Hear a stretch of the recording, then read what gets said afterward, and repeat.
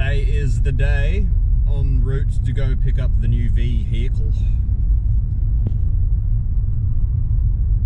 It's gonna be sick. It's you know, it's probably my dream car. Thought of it, like, I'm thinking about having one since I was a kid, so you know, pretty exciting stuff. I don't know if you're being sarcastic. Lovely day for a drive out to collect my new vehicle. Drive my new vehicle home. Beautiful. So this video is going to be pretty short and sweet. Just want to show off my new ride, is all. Oh yeah, boy. It's a Falcon. It's a Barra. Barra family. Barra the world. Barra life. Oh yeah, boy. 304,000 Ks, which means ring gap is going to be absolutely spot on for probably around 14 PSI. So anyway, and yeah, so I'll show you the outside in a minute. But it's a BA Falcon wagon. So heavy duty tow bar, rated to tow 2.3 tonne, which means I can pretty comfortably tow around my drift car setup and my Cressida when it's finished. And it's even got an electronic brake controller for electric brakes, even though I don't have any on my trailer. But yeah, so big dirty wagon. It's gonna be great.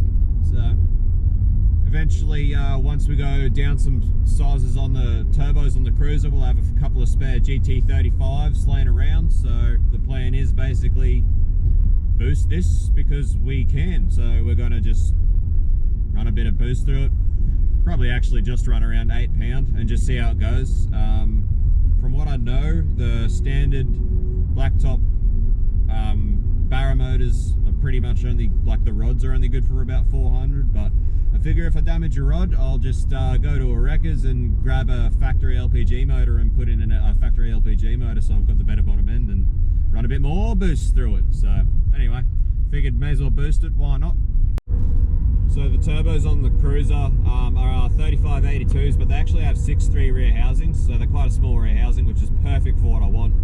Because the idea behind boosting this is not only to have like a really cool sleeper, but also just to give it a bit of extra down low for help it out towing a bit, and hopefully get a bit better fuel economy out of it once it's boosted as well, if it's tuned properly. So that's basically the idea. So yeah, see how that goes. It's going to be sick.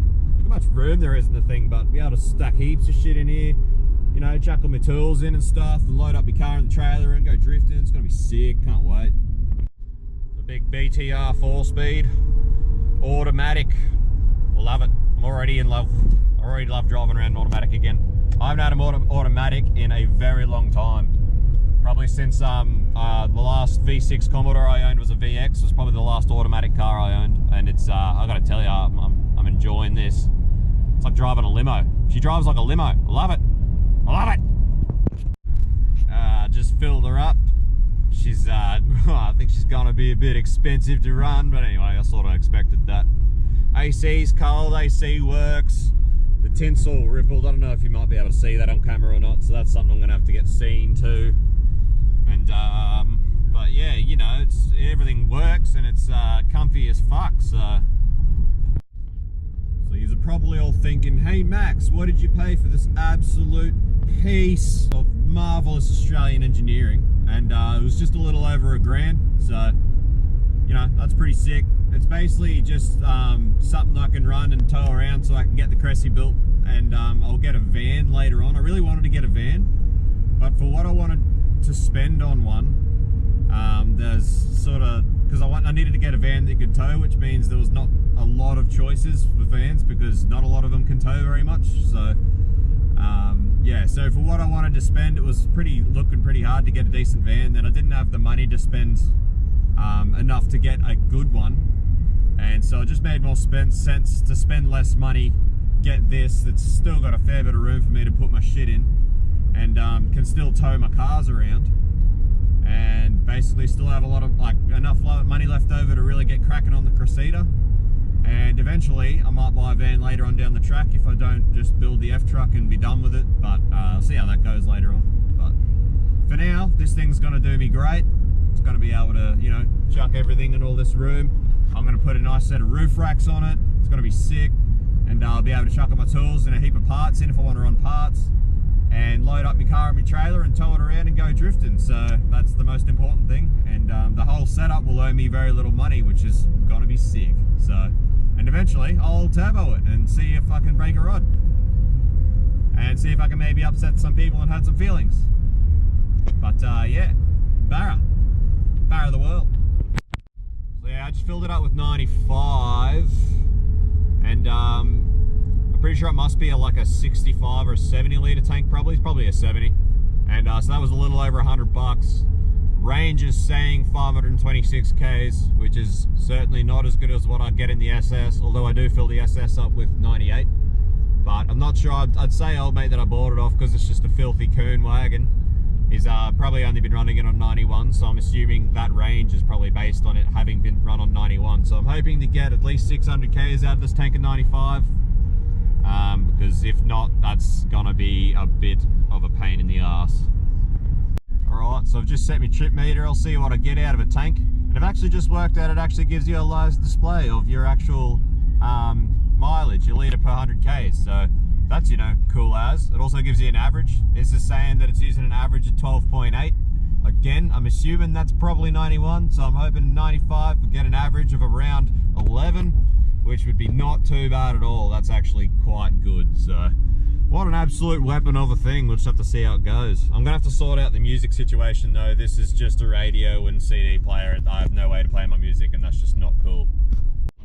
Got cruise control as well. Apparently it doesn't work at the moment. Old mate reckons it's probably a fuse issue, but just have to wait and see, I suppose. I'll have a look into it and see how it goes. To be honest, I really can't believe how nice this thing drives, considering the Ks it's got on it. It's, yeah, it actually drives surprisingly well. It's literally like driving a limo, this big hog of a thing. It's gonna be sick. Oh, just look at her. Bloody beautiful. Get some roof racks on it. Spacious. Filthy, but needs a clean up, but it's spacious.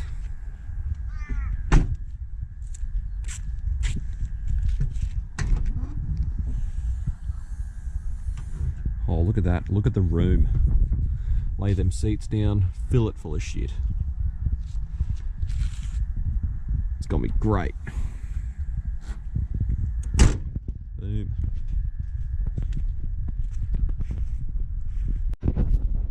From one marvel of Australian engineering to another. So from now on, this will be referred to simply as Falk. It's just called Falk. Anyway guys, I'm pretty excited about it, mostly just because it's an absolute piece, so hope you're just excited to see what comes of it, and I'm pretty sure there's going to be nothing it can't do, so see how it goes.